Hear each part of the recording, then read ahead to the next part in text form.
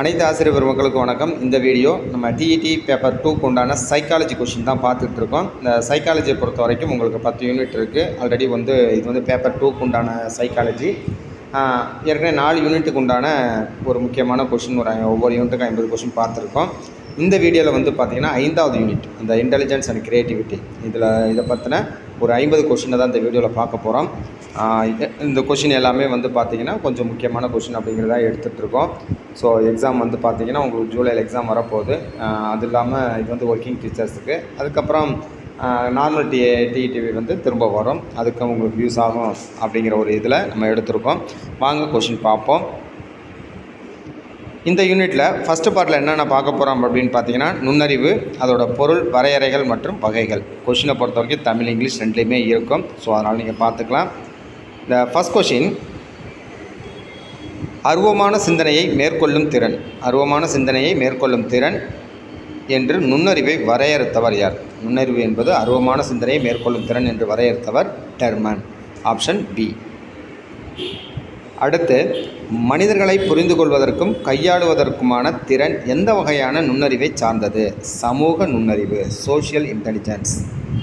மூன்றாவது கேள்வி, கருவிகள் மற்றும் இயந்திரங்களை கையாளுவது தொடர்பான நுண்ணறிவு இவ்வாறு அழைக்கப்படுகிறது? கான்கிரீட் ஆர் மெக்கானிக்கல் இன்டெலிஜென்ஸ், அதாவது கருவிசார் அல்லது பொறிசார் நுண்ணறிவு. நான்காவது கேள்வி, புதிய சூழ்நிலைகளை கற்றுக்கொள்வதற்கும் அதற்கேற்ப தன்னை மாற்றிக்கொள்வதற்குமான திறன் இன்டெலிஜென்ஸ்.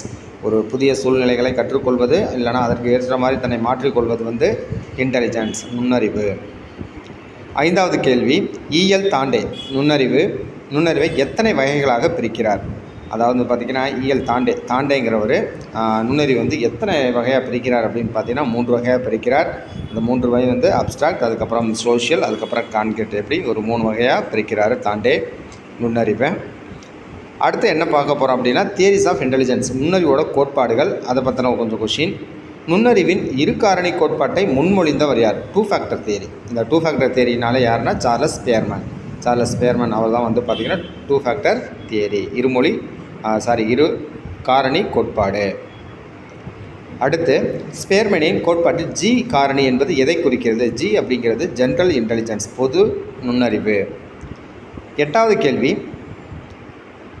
ஸ்பேர்மனின் கூற்றுப்படி ஒரு குறிப்பிட்ட செயலுக்கு மட்டும் உரிய காரணி எது? ஸ்பேர்மனின் கூற்றுப்படி ஒரு குறிப்பிட்ட செயலுக்கு மட்டும் உரிய காரணி என்ன அப்படின்னு பார்த்தீங்கன்னா எஸ் ஃபேக்டர், ஸ்பெசிஃபிக் ஃபேக்டர். ஒரு குறிப்பிட்ட செயல் அப்படிங்கிறது அதிலே பார்த்திங்கன்னா ஸ்பெசிஃபிக் ஃபேக்டர், அதாவது சிறப்பு காரணி என்று அழைக்கப்படுகிறது. அடுத்த கேள்வி, நுண்ணறிவின் குழு காரணி கோட்பாட்டை உருவாக்கியவர் யார்? குழு காரணி யார் அப்படின்னு பார்த்தீங்கன்னா எல்எல் தர்ஸ்டன் அவர் தான் பார்த்திங்கன்னா குழு காரணி கோட்பாடு, குரூப் ஃபேக்டர் தியரியை உருவாக்கியவர். அடுத்து, தர்ஸ்டன் எத்தனை முதன்மை மனத்திறன்களை அடையாளம் கண்டுள்ளார்? 7. தர்ஸ்டன் எத்தனை முதன்மை மனத்திறன்களை அடையாளம் கொண்டுள்ளார் அப்படின்னு பார்த்தீங்கன்னா 7. பிரைமரி மென்டல் எபிலிட்டிஸ் பார்த்தீங்கன்னா 7. 11வது கேள்வி, எந்த நுண்ணறிவு கோட்பாடு அராஜக கோட்பாடு என்றும் அழைக்கப்படுகிறது? எந்த நுண்ணறிவு கோட்பாடு அராஜக கோட்பாடு, அனார்ச்சிக் தியரி என்று அழைக்கப்படுகிறது? மல்டி ஃபேக்டர் தியரி, பல்காரணி கோட்பாடு. தாண்டேவோட பல்காரணி கோட்பாடு தான் பார்த்திங்கன்னா அராஜக கோட்பாடு என்று அழைக்கப்படுகிறது, அனார்ச்சிக். அடுத்து, ஜேபி கில்ஃபோர்டின் அறிவுப்புல கட்டமைப்பு மாதிரி என்பது எது மாதிரி அப்படின்னு பார்த்தீங்கன்னா முப்பரிமாண மாதிரி, 3 டைமென்ஷனல். ஜேபி கில்ஃபோர்ட் அவரோட அறிவுப்புல கட்டமைப்பானது, அதோட மாதிரியானது எந்த மாதிரி அப்படின்னு பார்த்தீங்கன்னா 3 டைமென்ஷனல் மாடல், முப்பரிமாண மாதிரி. அடுத்து, கில்ஃபோர்டின் மாதிரியில் உள்ள 3 பரிமாணங்கள் யாவை? கில்ஃபோர்டோட மாதிரியில் உள்ள 3 பரிமாணங்கள் என்னென்ன அப்படின்னு பார்த்தீங்கன்னா செயல்முறைகள், பொருளடக்கம், விளைவுகள், ஆப்ரேஷன்ஸ், கண்டென்ட்ஸ் அண்ட் ப்ராடக்ட்ஸ். 14வது கேள்வி, முதலில் கில்ஃபோர்டின் மாதிரி எத்தனை நுண்ணறிவு காரணிகளை அடையாளம் காட்டியது? 120. Option B. அடுத்து, பன்முக நுண்ணறிவு கோட்பாட்டை முன்மொழிந்தவர் யார்? ஹாவர்ட் கார்னர் அப்படிங்கிறவர் தான் பன்முக நுண்ணறிவு கோட்பாட்டை முன்மொழிந்தவர். Multiple intelligence, theory of multiple intelligence, Howard Gardner. அடுத்து, நடனம் மற்றும் விளையாட்டுகளில் அதிக திறன் கொண்ட ஒருவர் கார்ட்னரின் எந்த வகை நுண்ணறிவை கொண்டுள்ளார்? நடனம் மற்றும் விளையாட்டுகளில் அதிக திறன் கொண்ட ஒருவர் கார்ட்னரின் எந்த வகை நுண்ணறிவை கொண்டுள்ளார்? பாடிலி கைனஸ்டிக் இன்டெலிஜென்ஸ், உடல் இயக்க நுண்ணறிவு, ஆப்ஷன் பி. அடுத்து, ஒருவருடைய சொந்த உணர்வுகள் மற்றும் நோக்கங்களை புரிந்து கொள்வது இவ்வாறு அழைக்கப்படுகிறது: தன்வய நுண்ணறிவு, அதாவது இன்ட்ராபர்சனல் இன்டெலிஜென்ஸ். 18வது கேள்வி, கவிஞர்கள் மற்றும் எழுத்தாளர்கள் பொதுவாக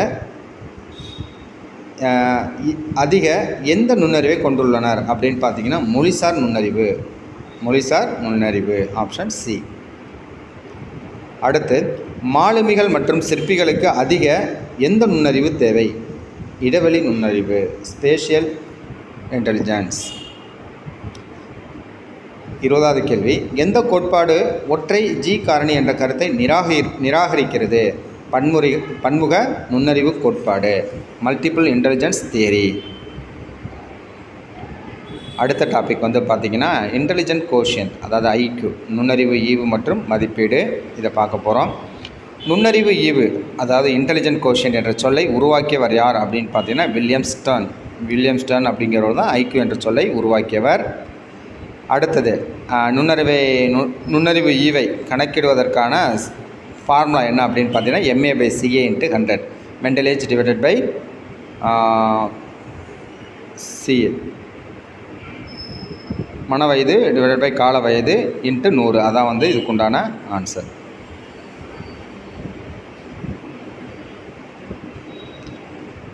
அடுத்து, இந்த ஐக்யூ சூத்திரத்தில் MA என்பது எதை குறிக்கிறது? மென்டல் ஏஜ், அதாவது மன வயது. 10 வயதுடைய ஒரு குழந்தையின் மன வயது 12 எனில் அதன் ஐக்யூ என்ன? 120, மன வயது × கால வயது. ஐக்யூ அளவு 90 முதல் 109 வரை உள்ள ஒருவர் எவ்வாறு கருதப்படுவார்? ஐக்யூ அளவானது 90 முதல் 109 வரை உள்ள ஒருவர் எவ்வாறு கருதப்படுவார் அப்படின்னு பார்த்தீங்கன்னா சராசரி நுண்ணறிவு. 26வது கேள்வி, முதல் முறையான நுண்ணறிவு தேர்வை உருவாக்கியவர் யார்? ஆல்பர்ட் பீனே. அடுத்து, ரேவனின் முற்போக்கு அணிகள், ரேவன்ஸ் ப்ராக்ரசிவ் மேட்ரிசஸ் என்பது ஒரு எந்த தேர்வுக்கு உதாரணம்? மொழியற்ற பண்பாடு சாரா தேர்வு, மொழியற்ற பண்பாடு சாரா தேர்வு. 28வது கேள்வி, குழந்தைகளுக்கான வெக்ஸ்லர் நுண்ணறிவு தேர்வு என்பது என்ன தேர்வு? தனிநபர் தேர்வு, இண்டிவிஜுவல் டெஸ்ட், ஆப்ஷன் ஏ. அடுத்து, ஆர்மி ஆல்ஃபா தேர்வு என்பது ஒரு தொகுதி அல்லது தொகுதி மொழிசார் தேர்வு. ஆர்மி ஆல்ஃபா என்பது ஒரு தொகுதி மொழிசார் தேர்வு, option B, group verbal test. மனவயது என்ற கருத்தை அறிமுகப்படுத்தியவர் பீனட். அவர் தான் வந்து பார்த்திங்கன்னா மனவயது என்ற கருத்தை அறிமுகப்படுத்தியவர். அடுத்து என்ன பார்க்க போகிறோம் அப்படின்னு பார்த்தீங்கன்னா கிரியேட்டிவிட்டி கான்செப்ட், அதோட ஃபேக்டர்ஸ் அண்ட் ப்ராசஸ், படைப்பாற்றல், கருத்து, காரணிகள் மற்றும் செயல்முறை. 31வது கேள்வி, படைப்பாற்றல் எந்த சிந்தனையுடன் மிகவும் நெருங்கிய தொடர்புடையது? டைவர்ஜென்ட் திங்கிங், விரி சிந்தனை. படைப்பாற்றலானது விரி சிந்தனையோடு மிகவும் நெருங்கிய தொடர்புடையது. அடுத்த கேள்வி, புதிய மற்றும் பயனுள்ள கருத்துக்களை உருவாக்கும் திறன் என்று படைப்பாற்றலை வரையறுத்தவர் யார்? டாரன்ஸ், ஆப்ஷன் பி. 33வது கேள்வி, கொடுக்கப்பட்ட ஒரு சிக்கலுக்கு பல கருத்துக்களை உருவாக்கும் திறன், சொல்லாற்றல், ஃப்ளூயன்சி. படைப்பாற்றலில் அசல் தன்மை என்பது எதை குறிக்கிறது? தனித்துவமான மற்றும் புதிய கருத்துக்கள், ஆப்ஷன் பி. 35வது கேள்வி, ஒரு அணுகுமுறையிலிருந்து மற்றொன்றுக்கு மாறும் படைப்பாற்றல் காரணி எது? ஒரு அணுகுமுறையிலிருந்து மற்றொன்றுக்கு மாறும் படைப்பாற்றல் காரணி ஃப்ளெக்சிபிலிட்டி, நெகிழ்வுத்தன்மை.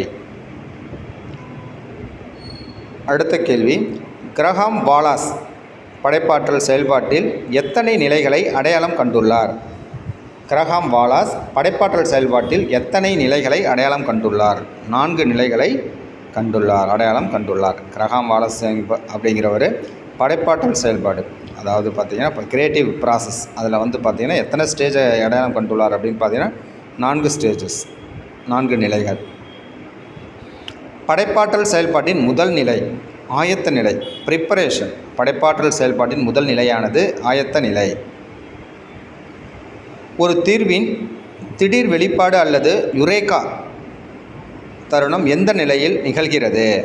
விளக்கம் பெறுதல், உள்வொளி தோன்றுதல், இலுமினேஷன்.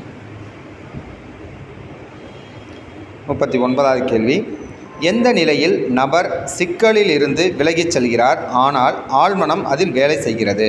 ஒருவர் பார்த்திங்கன்னா சிக்கல்லேருந்து விலகிச் செல்கிறார், ஆனால் அதோட ஆழ்மனம் பார்த்திங்கன்னா அதில் வேலை செய்யுது அப்படின்னு சொல்லி பார்த்திங்கன்னா அடைகாத்தல், இன்குபேஷன். 40வது கேள்வி, படைப்பு சிந்தனையின் செல்லுபடியாகும் தன்மையை சோதிப்பது எந்த நிலையில் செய்யப்படுகிறது? சரிபார்த்தல், வெரிஃபிகேஷன். அடுத்த டாபிக் பார்த்திங்கன்னா ஸ்ட்ராட்டஜிஸ் ஆஃப் ஃபோஸ்டரிங் கிரியேட்டிவிட்டி, படைப்பாற்றலை வளர்ப்பதற்கான உத்திகள். 41வது கேள்வி, படைப்பு சிந்தனைகளை உருவாக்க அலெக்ஸ் ஆஸ்போர்ன் உருவாக்கிய நுட்பம் எது? படைப்பு சிந்தனைகளை உருவாக்க அலெக்ஸ் ஆஸ்போர்ன் உருவாக்கிய நுட்பம் எது? பிரெயின் ஸ்டார்மிங், மூளைச்சலவை. ஒரு மூளைச்சலவை அமர்வில் பின்வருவனவற்றில் எது கண்டிப்பாக தவிர்க்கப்படுகிறது? கருத்துக்களை விமர்சித்தல், criticism of ideas, option B. அடுத்து, படைப்பாற்றலை வளர்க்க ஒரு ஆசிரியர் எதை ஊக்குவிக்க வேண்டும்? ஆர்வம் மற்றும் கேள்வி கேட்டல், கியூரியாசிட்டி அண்ட் கொஷினிங். பின்வருவனவற்றில் படைப்பாற்றலுக்கு தடையாக இருப்பது எது? படைப்பாற்றலுக்கு தடையாக இருப்பது பாரம்பரியத்திற்கு இணங்குதல், கன்ஃபார்மிட்டி டு ட்ரெடிஷன். மாணவர்களுக்கு திறந்த முடிவுடைய கேள்விகளை வழங்குவது எதை மேம்படுத்த உதவும்? மாணவர்களுக்கு திறந்த முடிவை உடைய கேள்விகளை வழங்குவது எதை மேம்படுத்த உதவும் அப்படின்னு பார்த்தீங்கன்னா அவர்களோட படைப்பாற்றல், கிரியேட்டிவிட்டியை மேம்படுத்த உதவும். 46வது கேள்வி, நுண்ணறிவும் படைப்பாற்றலும் ஒரு குறிப்பிட்ட எல்லை வரை எந்த தொடர்புடையவை அப்படின்னு பார்த்தீங்கன்னா நேர்மறையாக தொடர்புடையவை, பாசிட்டிவ்லி. சினெக்டிக்ஸ் என்பது எதை பயன்படுத்தி படைப்பாற்றலை வளர்க்கும் முறையாகும்? உவமைகள் மற்றும் உருவகங்கள், அனாலஜிஸ் அண்ட் மெட்டஃபார்ஸ். 48வது கேள்வி, படைப்பாற்றலை வளர்க்க எந்த சூழல் தேவை? விமர்சனமற்ற மற்றும் ஆதரவான சூழல், நான் ஜட்ஜ்மெண்டல் அண்ட் சப்போர்ட்டிவ் சிச்சுவேஷன். விமர்சனமற்ற மற்றும் ஆதரவான சூழல், ஆப்ஷன் பி. 49வது கேள்வி, நவீன படைப்பாற்றல் இயக்கத்தின் தந்தை என்று கருதப்படுபவர் யார்? நவீன படைப்பாற்றல் இயக்கத்தின் தந்தை, father of modern creativity movement யாருன்னு பார்த்தீங்கன்னா இபி டாரன்ஸ். அவர் தான் பார்த்திங்கன்னா father of the modern creativity movement, option B. இந்த வீடியோட கடைசி கேள்வி, அதே மாதிரி 5th யூனிட்டோட கடைசி கேள்வி என்ன அப்படின்னு பார்த்தீங்கன்னா, படைப்பாற்றல் கொண்ட மாணவர்கள் பொதுவாக எப்படி இருப்பாங்க அப்படின்னு பார்த்தீங்கன்னா, தங்கள் முடிவுகளில் சுதந்திரமானவர்கள், இண்டிபெண்ட் இன் தயர் ஜட்ஜ்மெண்ட். அவங்களோட எடுக்கிற முடிவுகளில் சுதந்திரமாக இருப்பாங்க. யார் அப்படின்னு பார்த்தீங்கன்னா கிரியேட்டிவிட்டி ஸ்டூடெண்ட்ஸ். இதோட பார்த்தீங்கன்னா ஒரு 5 யூனிட்டுக்கு, ஒரு யூனிட்டுக்கு 50 கொஸ்டின், ஒரு முக்கியமான ஒரு 50 கொஸ்டினை பார்த்துருப்போம். அடுத்த வீடியோ பார்ப்போம். உங்களுக்கு ஏதாவது டவுட்டு கிளாரிஃபிகேஷன் வேணும் அப்படின்னா நீங்கள் கமெண்ட்ஸில் சொல்லுங்கள். தேங்க்யூ ஃபார் வாட்சிங்.